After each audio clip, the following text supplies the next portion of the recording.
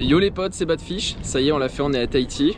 Regardez, il y a les petits bâtiments en pilotis. On va partir faire une chasse dans 2,50 m d'eau maximum. Vraiment ça fait depuis hier que je suis arrivé. Donc là-bas il y a la barrière de corail, on va aller jusque là-bas pour sillonner. Mon père est en paddle donc on va kiffer. Allez, ciao ciao. Bon les gars, on y est après 23 heures de trajet depuis Paris, bien exténué. Je me retrouve sur ce flat. C'est un biotope que j'ai pas du tout l'habitude de rencontrer à Saint-Martin. C'est pas du tout profond et c'est très compliqué pour moi de chasser dans ces conditions. Vous allez le voir parce qu'il y a très peu de fond et les poissons nous voient de très loin. En tout cas, ça y est, j'avance un petit peu. Je commence à trouver même pas 1 mètre de fond, mais bon, c'est déjà mieux. Pour mettre la caméra dans l'eau, c'est un petit peu compliqué au début, je vous l'avoue, mais vous allez voir le reste de la vidéo, c'est cool. Donc là, je m'immerge un petit peu, heureusement que je suis bien plombé. Et regardez, qu'est-ce qu'on voit? On voit un shark qui passe sur la gauche. Donc bah voilà, ça donne le là, à peine 10 minutes dans l'eau, je vois déjà un shark.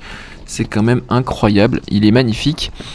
Très beau spécimen et bon, ils sont pas agressifs du tout au final, hein. Je les ai suivis et c'est plus eux qui ont peur que nous qui avons peur. Donc le mythe des dents de la mer, c'est très clairement un mythe. En tout cas, j'étais très content de le croiser d'emblée, je l'ai même suivi assez longtemps.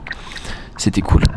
J'en profite aussi pour vous montrer qu'au niveau de ce spot, il y a un endroit où ils font pousser du corail et ça marche plutôt bien. Tous les coraux en règle générale à côté sont magnifiques hein, dans cette eau. Vraiment c'est une vraie claque pour les yeux et faut faire attention à ne pas y toucher, de toute façon c'est balisé par des bouées. D'ailleurs les coraux sont omniprésents et faut être très vigilant avec les palmes. Regardez-moi ces coraux de partout, à gauche, à droite, tous les petits poissons qui sont dedans, c'est magnifique, vraiment c'est très beau.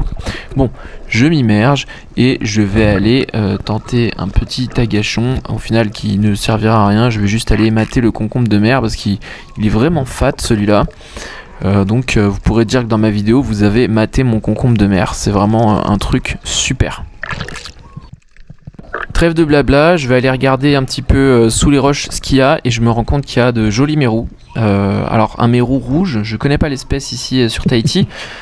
Très honnêtement avec un fusil plus petit je l'aurais tiré. Là je suis avec mon 105, j'ai jamais tiré avec encore, donc je sais pas quelle puissance il a et heureusement que j'ai pas tiré parce que même au premier cran c'est terrible la puissance qu'il a. Vraiment le 105 cm anaconda en dentiste spearfishing, c'est incroyable la puissance, j'ai jamais eu ça entre les mains donc c'est vraiment super et heureusement j'ai pas tiré. On a pu l'entendre aussi, il faisait du bruit en fait.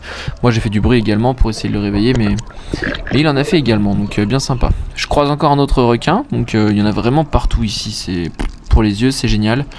Il passe derrière les coraux et moi je le suis.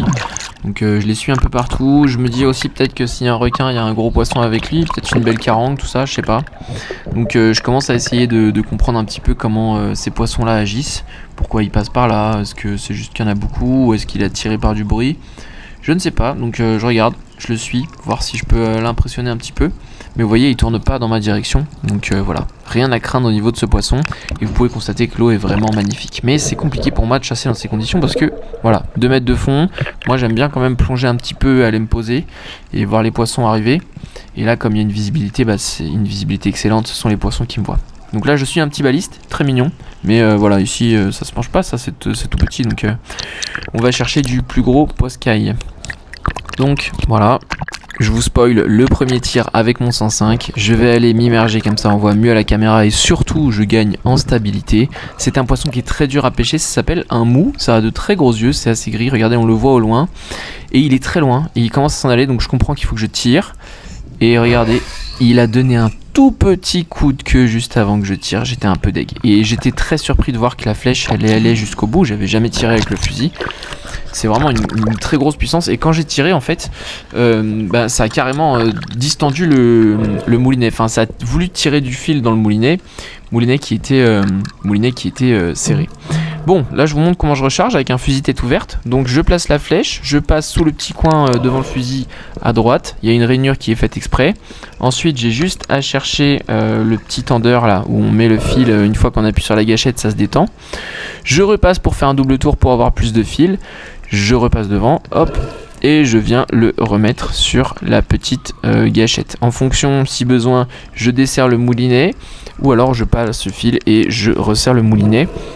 Voilà, pour recharger mon fusil, ça met moins d'1 minute 30.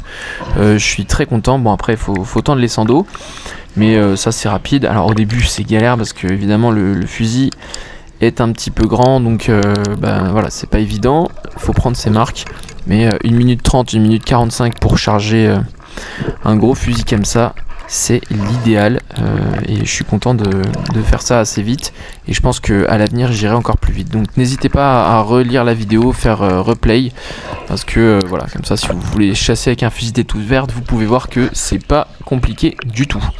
Regardez comme c'est poissonneux, des poissons jaunes.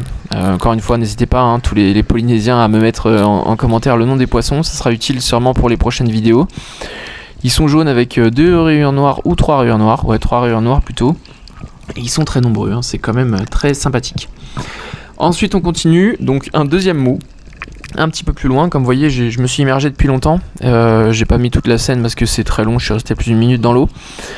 J'avance dans sa direction et je vais me servir en fait des alentours pour me camoufler. Donc là j'avance au fond et je vais essayer, en fait il est derrière cette mini patate, je vais essayer de mettre le fusil derrière la patate pour pas qu'il le voie de trop. Évidemment ça fonctionne pas spécialement. Et regardez, donc je vais viser, franchement je vise bien hein, de loin, je pense que c'est pas trop mal. Et là regardez ce que ça fait au bout. Vu l'activité du poisson, je pense que je suis passé vraiment juste au-dessus ou que j'ai dû le frôler.